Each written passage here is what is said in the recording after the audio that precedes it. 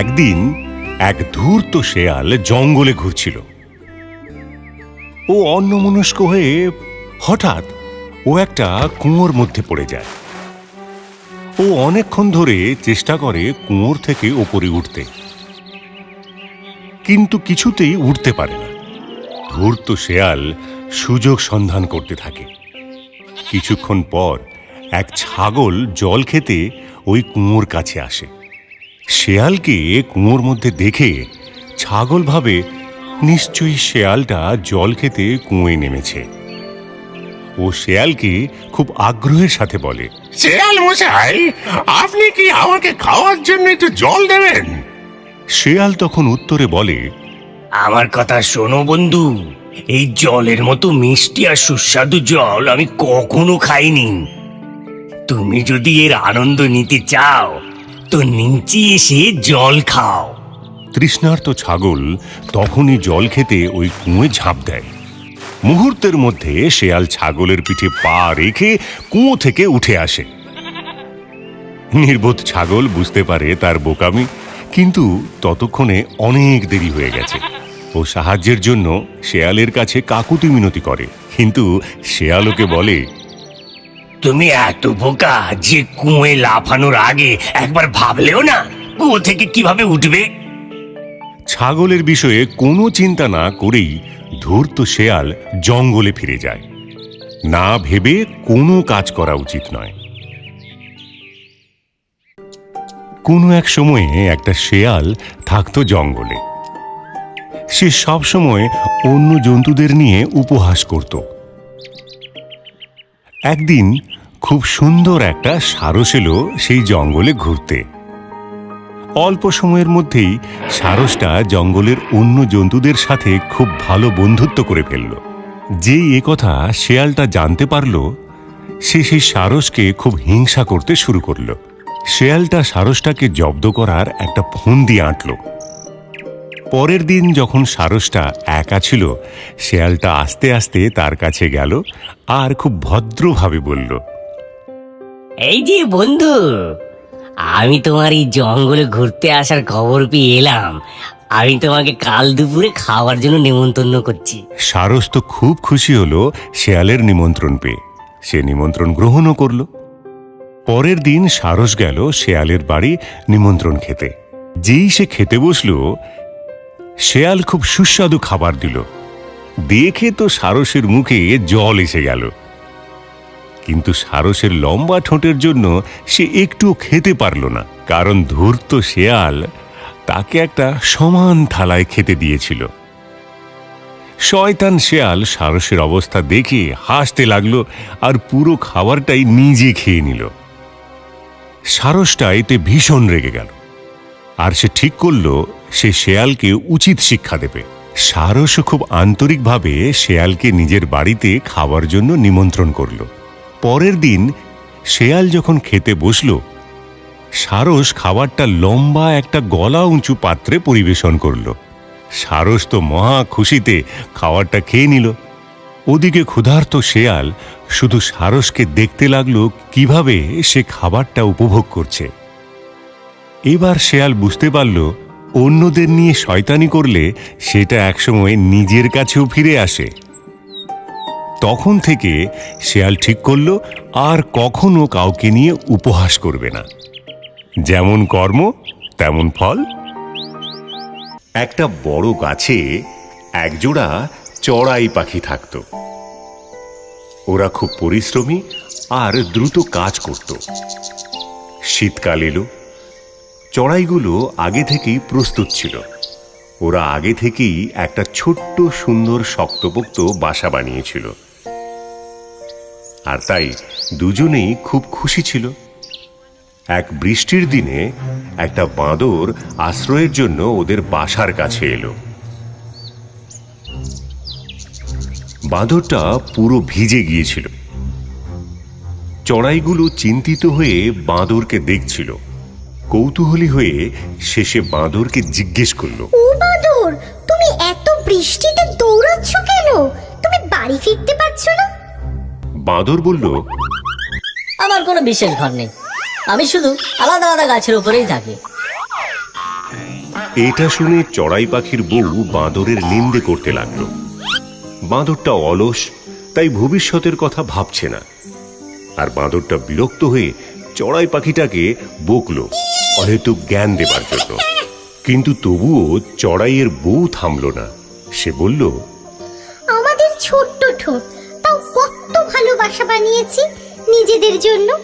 আর দেখো, অন্যদিকে তুমি এত শক্তিশালী, তোমার নিজের শক্ত হাত আছে, তুমি এত অলস যে নিজের একটা বাড়িও বানাতে পারো না। আমাকে যদি জিজ্ঞেস করো তো বলবো এটা খুবই লজ্জাজনক।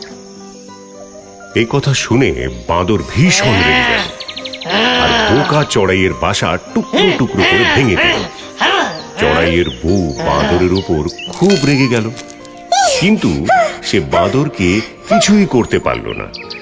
নিজের কাজের জন্য চড়াই খুব দুঃখিত হল। জ্ঞান তাদেরই দেওয়া উচিত যারা সেটা নিতে চায়। অনেক অনেক দিন আগের কথা, যখন একটি রাজহাঁস মনের আনন্দে এক দিঘির পাড়ে থাকত। একদিন এক পেঁচা সেখানে এলো, আর ওই জায়গাটা এত ভালো লেগে গেল যে সে ঠিক করলো ও এবার এখানেই থাকবে। ওকে রাজহাঁস সতর্ক করলো, এই দিঘি গরমে শুকিয়ে যায়, খুব ভালো হয় যদি তুমি অন্য কোনো জায়গা খুঁজে নাও। কিন্তু পেঁচাটির ওই জায়গাটি শান্ত আর মনোরম লাগে, তাই সেখানেই থেকে যায়। রাজহাঁসও খুব খুশি হয় নতুন বন্ধু পেয়ে। সময় বয়ে চলে। এরপর যখন গরমকাল আসে, ওই পেঁচাটির ওখানে সময় কাটানো খুব মুশকিল হয়ে পড়ে। শেষে পেঁচাটি নিজের ঘরে ফিরে যায়। ও নিজের বন্ধুকে বন্ধুত্বের জন্য এবং অতিথি সৎকারের জন্য ধন্যবাদ দিয়ে বিদায় জানায়। ও রাজহাঁসকে তার বাড়িতে আসার নিমন্ত্রণও জানিয়ে যায়। সময় কেটে যায়। রাজহাঁস একলা মনমরা হয়ে পড়ে। ও নিজের বন্ধু পেঁচার সাথে দেখা করার কথা ভাবে। পেঁচা তো রাজহাঁসকে দেখে মহা খুশি। আনন্দিত মনে তাকে স্বাগত জানায়। ও রাজহাঁসকে সুস্বাদু খাবার খেতে দেয়, আর একসাথে থেকে যায় দুজনে। এক রাতে ওখানে কয়েকজন পথিক আসে আর ওই গাছের নিচে বসে যেখানে দুই বন্ধু থাকত। পেঁচা জোরে চেঁচিয়ে ওঠে। পথিকদের মধ্যে একজন এটাকে অশুভ বলে মনে করত। সে হঠাৎ পেঁচার দিকে তীর ছোঁড়ে। যেহেতু পেঁচা অন্ধকারে দেখতে পায়, তাই সে তীর থেকে নিজেকে বাঁচিয়ে নেয় আর বন্ধু রাজহাঁসকেও বাঁচায়। রাজহাঁস তখন পেঁচাকে অনেক ধন্যবাদ জানায়। এরপর পেঁচাকে বিদায় জানিয়ে নিজের জায়গায় ফিরে যায়, আর পেঁচা তার বাসায় থেকে যায়। কোনো এক সময়ে এক জঙ্গলে সব পশুরা মিলে এক সভায় তাদের রাজা সিংহকে নিয়ে আলোচনা করছিল। আজ আমরা এখানে সবাই একত্রিত হয়েছি কিভাবে আমরা রাজা সিংহের হাত থেকে রক্ষা পাবো সেটা আলোচনা করতে। ও আমাদের খুবই সমস্যায় ফেলছে। যখনই ওর খিদে পাচ্ছে তখনই আমাদের আত্মীয় পরিজনদেরকে মেরে খেয়ে ফেলছে। আমরা প্রায় প্রত্যেক দিনই আমাদের পরিজনদের হারাচ্ছি। আমাদের এই সিংহ থেকে মুক্তি চাই, কিন্তু কিভাবে? বন্ধুরা, আমার মাথায় একটা বুদ্ধি এসছে। তখন সবাই মিলে পশুরাজের কাছে গেল তাদের প্রস্তাব নিয়ে।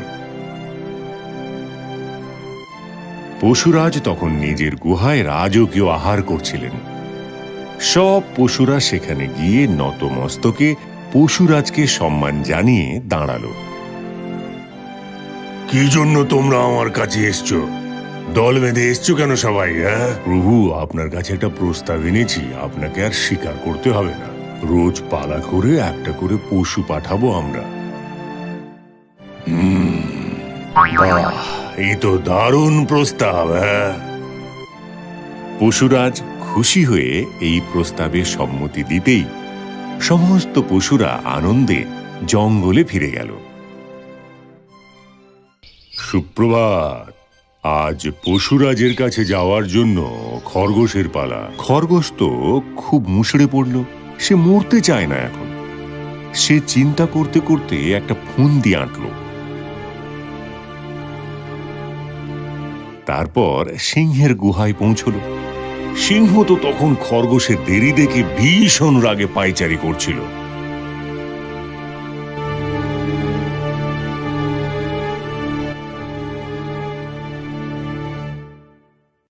তুই দেরি করলি কেন আজ? হ্যাঁ, তোর দল কই?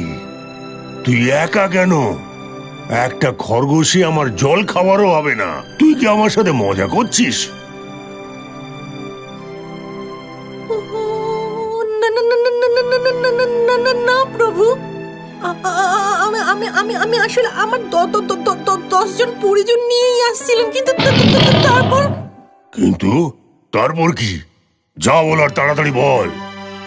আসার সময় পথে আরেক সিংহ আমার 9 জন পরিজনকে খেয়ে নিল। আমি কোনো মতে পালিয়ে এসেছি আপনার কাছে, আপনাকে সেই ভয়ঙ্কর সিংহের ব্যাপার থেকে সাবধান করতে। কি? আরেকটা সিংহ আমার থেকে ভয়ঙ্কর? এটা কি করে হয়? আমি এই জঙ্গলের রাজা।